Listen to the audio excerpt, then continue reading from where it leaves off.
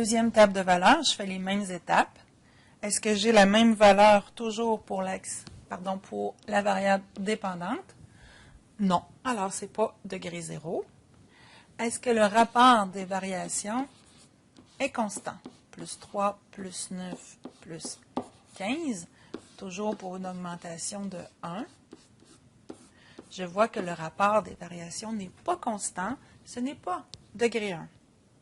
Si je multiplie x, y, 0 fois 0, 1 fois 3, 2 fois 12, ça ne donne pas toujours la même valeur.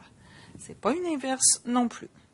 Celle-là, elle est nouvelle. C'est normal que tu n'arrives pas à la reconnaître avec les outils que tu possèdes. J'ai une augmentation ici de plus 6 au deuxième niveau et aussi de plus 6.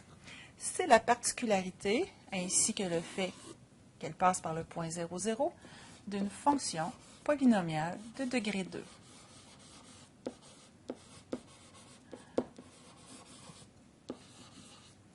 On verra plus en détail, lors de l'étude de cette fonction, comment la reconnaître dans une table de valeurs. Dernière table de valeurs, toujours la même vérification. Variable dépendante, elle change, alors ce n'est pas une degré 0. Je vérifie si le rapport des variations est constant.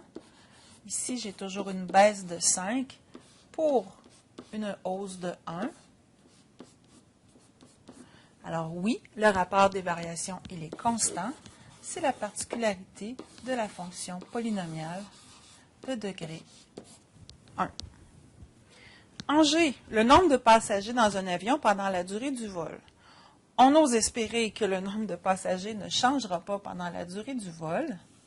Alors, j'aurais beau faire avancer le temps. Ma variable dépendante, le nombre de passagers, ne changerait pas. Alors ici, c'est une fonction constante ou une polynomiale de degré 0.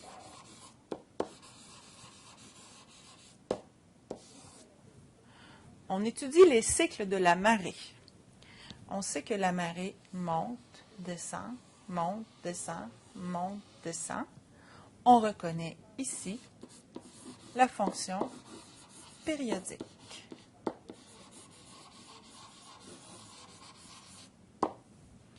Le nombre de bactéries dans une culture double aux heures. C'est un exemple qui est nouveau pour toi. On verra un petit peu plus tard comment reconnaître ce type de fonction. C'est ici une fonction exponentielle.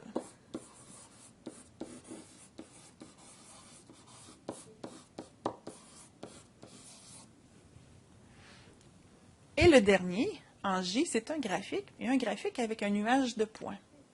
En observant le nuage de points, on voit que les points tendent à s'aligner selon une droite.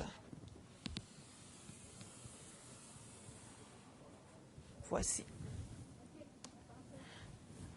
Comme les points tendent à s'aligner selon une droite, ce serait une fonction affine, on va continuer à les appeler fonctions polynomiales, fonction polynomiale de degré 1.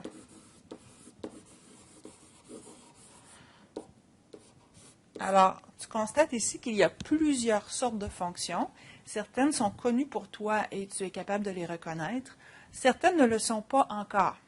Exemple, la fonction exponentielle, dans le cas de l'exemple I. Et même chose pour celle-ci, qui était pas celle-ci, mais celle d'avant, qui était la degré 2.